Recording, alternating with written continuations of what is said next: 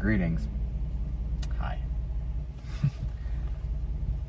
Today's an exciting one. What are we up to today? Downtown Toronto. Ooh, we're going to downtown Toronto.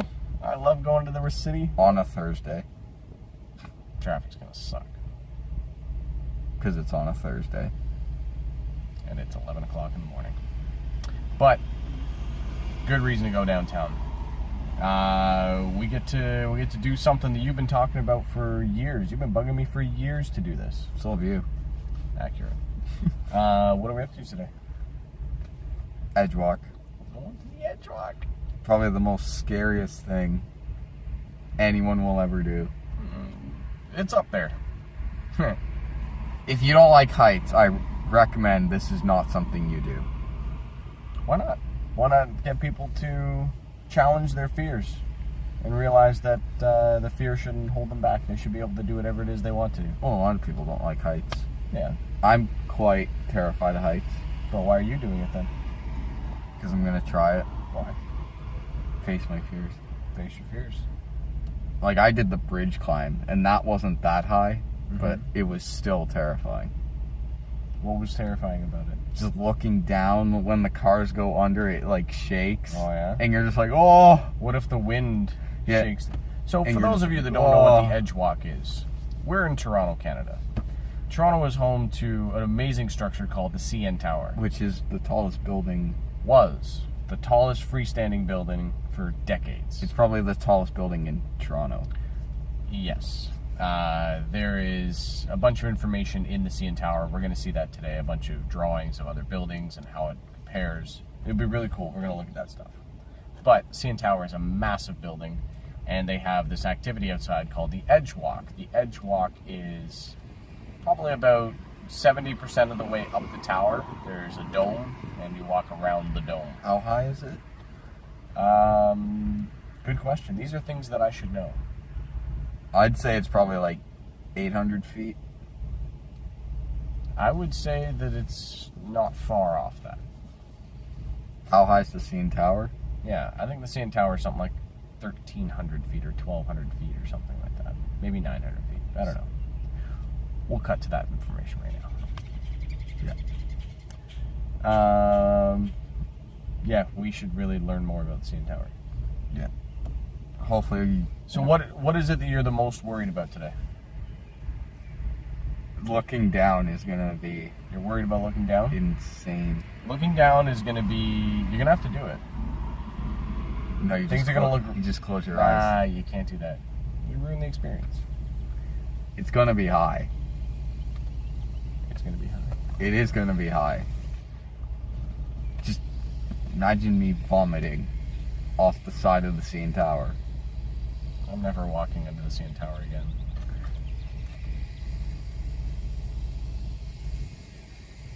I got my brown pants on though. So when you see people up there, Yeah.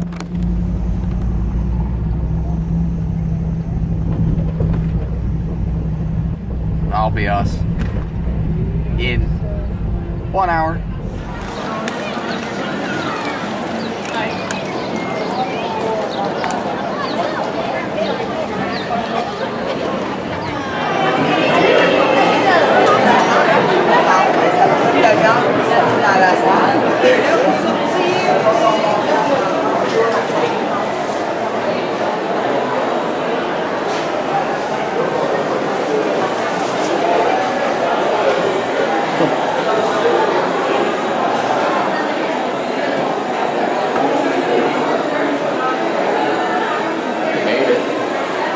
signed our waivers. Yep, we're inside the CN Tower right Inside the CN Tower. And what do we have to wait for now?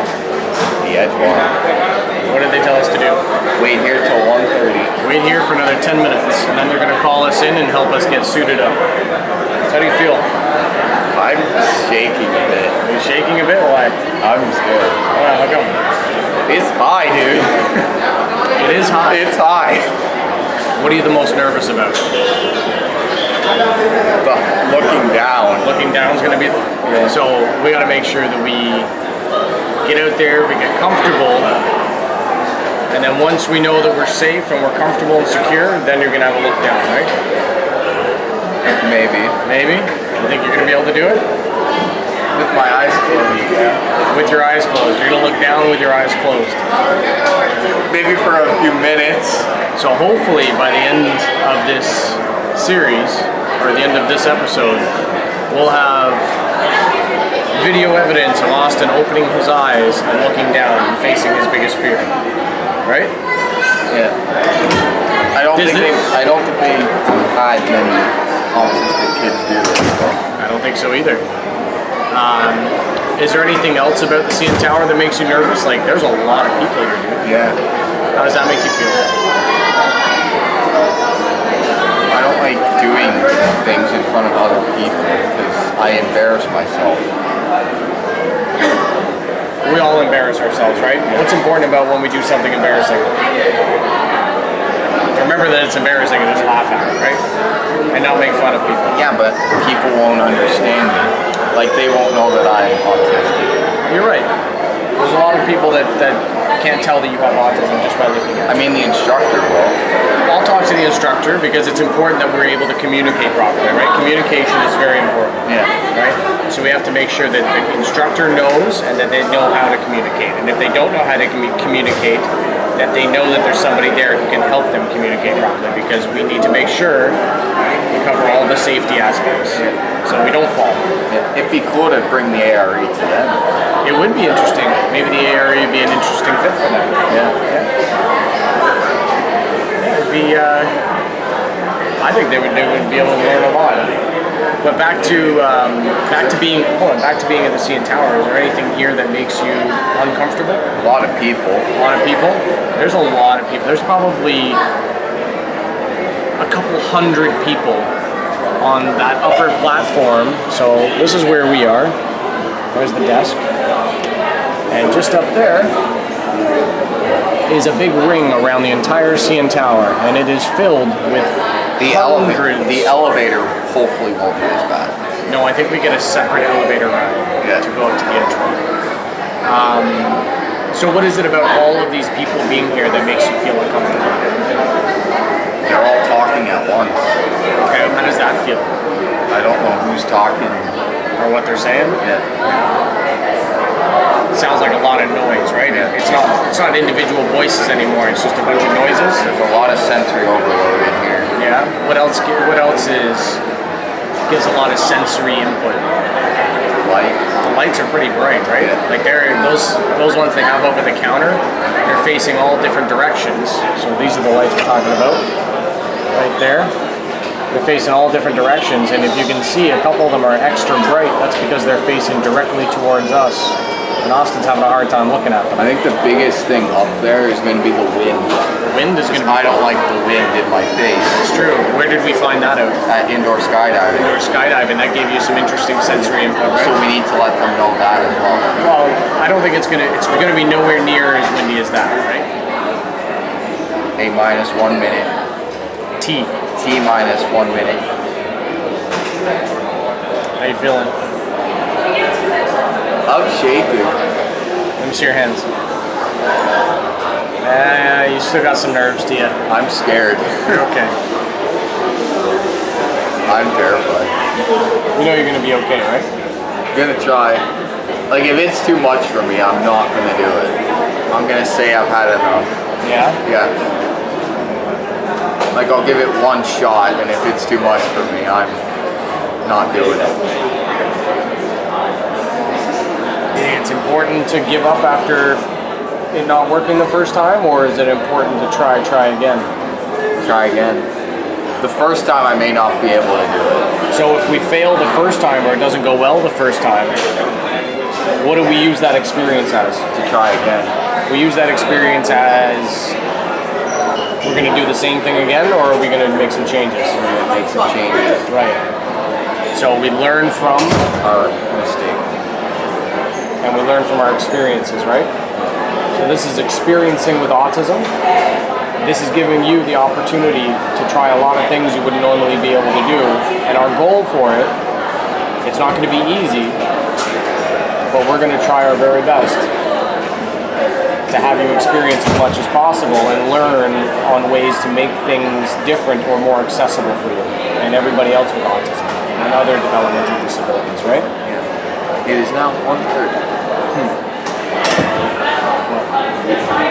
I'm not ready for this. Is it because it's this door right here that we're waiting to open? And inside that door is where we get dressed and ready? Yes. And we just want that door to open really, really bad? I'm not ready for this. No? You've been talking about doing this for years, dude. Yeah, I didn't realize how high it was gonna be. So now that we're here, what do you want to do? Give it a go. Right? And if it's too much for me, I'm saying I'm done. Alright, well if it's too much, how about we have a conversation about why it's too much and we try and work through it? Yeah. Does that sound like a good idea? So what's important about people with autism going to do big events like this? Is it good to do them in big groups with as many people as possible? Small groups? Like, I didn't like the bridge car because there was 20 people in that whole group. For those of you that don't know, that's the Sydney Bridge Walk in Australia. We did the indoor skydiving last week, or 2 weeks ago. Yeah, 2 weeks ago. That was a surprise present, if you remember that. But how many people were in that group? Not a lot. Not a lot, right? Maybe 5 or 6? Yeah.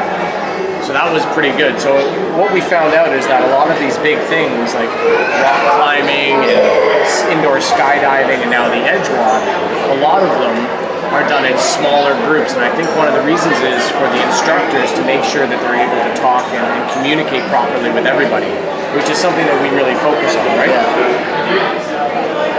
Look at that, my legs are starting to stim.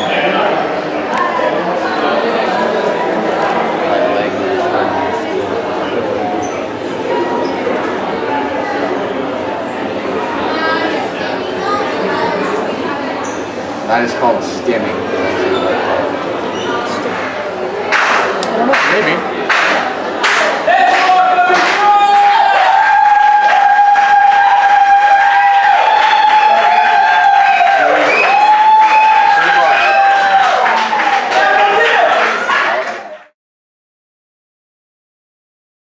For me. Then we got Shane. Then we got Austin. There you go. Do you want me to help you with that rope? Yeah, a little bit. So let's keep walking. Let's hold on to it nice and low. There you go. All the way up. Good stuff, Austin. And go join Shane over there. Then we got Anna Cecilia, Andrea, and then we got Daniel. A little distracted by the group out there. Thanks, Jordan.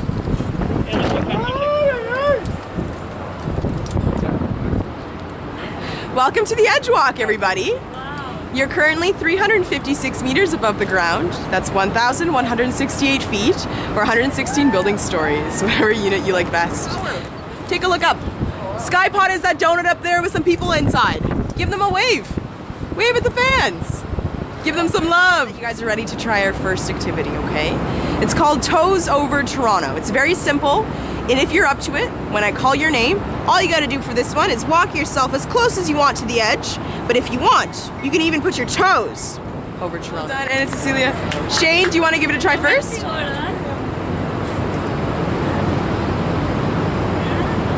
Woo! Well done. Shane, do you want to hang out there? Austin, do you want to try joining him out there? You want to come and stand right beside me? You don't have to go right to the edge. See this one here? You can stay behind me. Okay, you stay behind. There you go. Look how far you are. Austin, well done. Good stuff, buddy. All right, Shane, did you want to go first with this one? Austin, do you mind if I just go on to the other side? That way I can help him out. Thank you. Shane, sit all the way down. Good. Walk yourself back. Let's move. And let's move over this way. That way in case he wants to join you out there. There you go. Lock those knees. Well done. Amazing. Austin, are we going to give this one a try? A little bit? No? You want to come and stand close to you? You don't have to look down. You can face the building. So what you're going to do is you're going to walk backwards the whole time. So you don't have to look down. We can look at the tower. Okay? Do you want to do that? Want to try that? No? All right. Take a step back. Shane.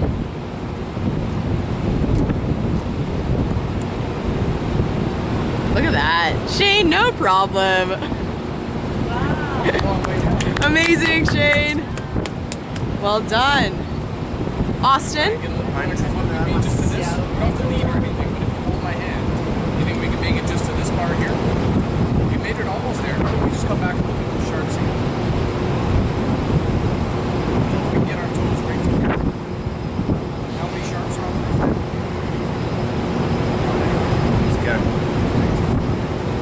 Awesome. Good stuff, Austin. Yeah. You're doing super awesome. All right, Cassandra, well done. Shane, Austin, well done. Anna Cecilia, Andrea, and Daniel, you're very welcome. My name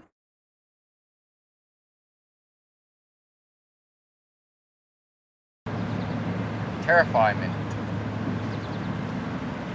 How come? I did the CN Tower edge walk. We were, how high were we? 350 meters? 300 and something meters, just over 1,000 feet in the air.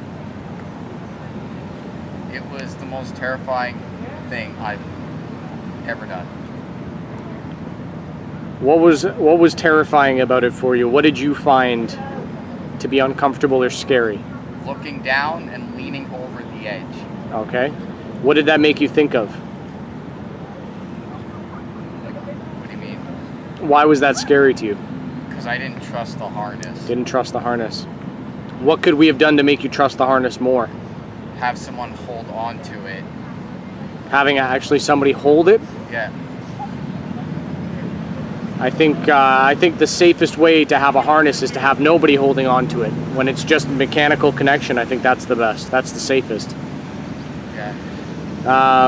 What did you think of your instructor? She was nice. Yeah? Anastasia. Anastasia, what was her nickname? Cookie. Cookie. And was she very helpful? She was very helpful. Was she very understanding and accommodating for you? Yeah, she was very good, very professional. Yeah. All the employees there were pretty good once we told them that you have autism, right? Yeah. And what were they able to do after they knew that someone in their group had autism? Help me. Help you and be a little more patient, right? Yeah. Is there anything that they could have done better? No. They were all good. I was happy. So there's absolutely nothing that you think the CN Tower staff, the Edgewalk staff, can do differently? You think that they did an amazing job? I think maybe they need to have a bit more training about autism. How come? Why is that? So that way they're better understanding of it. I think that they did a very good job. I think they did a really, really good job with us. But the only training I think that they would need or could use is maybe a little bit more training on understanding the sensory issues, because we had a couple issues there when, even though we had already told them someone in the group had autism, what did they make the whole group do over and over again? Yell. Yell. Why were they yelling? Because they were happy. And were the instructors telling them to cheer and hoot and holler? Yeah. Yeah? So do you think that maybe if there's someone in the group with autism that it would be a good idea to not do stuff like that? Yeah. Yeah? Why is that so important? So that because it's quiet. Quieter, right? Yeah. That was one of the hardest things inside, was the amount of noise. Was it not? Yeah. Was it just the one person's noise, or was it multiple It was people? everybody's noise. Multiple people, right? What was really cool while we were on the edge walk, the group that we were with, they were really supportive of you, right? Yeah. Do you remember what that guy said to you? No. Remember when we did the first activity and he said, "Is it okay if we Cheer. cheer?" Do you think that was a good thing to ask? Yeah. That's a really good thing to ask someone with autism, right? Yeah, he probably understood it. He understood quite well, right? Yeah. So why is it a good idea to ask somebody who has autism if it's okay to cheer? Because they may not like loud noises. They may not like loud noises. What about high fives? Should they ask for high fives too? Yeah. Yeah, why is that? Because a lot of kids may not like being touched. Correct. What about giving hugs? That too. That was a big yawn. Yeah. Yeah.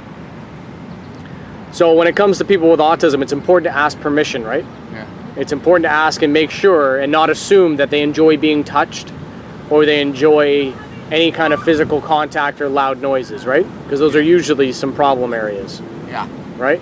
So being mindful of those things. Would you try the edge walk again? Yes.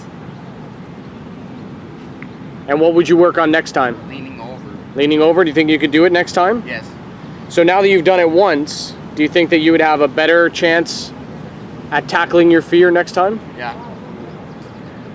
Yeah, because I'd be a lot more comfortable with the people there, and I know what to expect, and the people around me, I'd be used to it. Now, how would that help you? If you're used to it, It would and help you know the people, and you have a better more understanding of what's to be expected, how does that help you next time? because I'm less stressful. You're less stressed out, right? Yeah. And if you're less stressed out, what can we hopefully do? Get me to lean over the edge.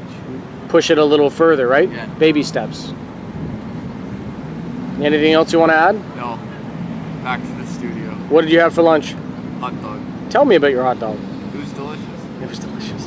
Back to the studio.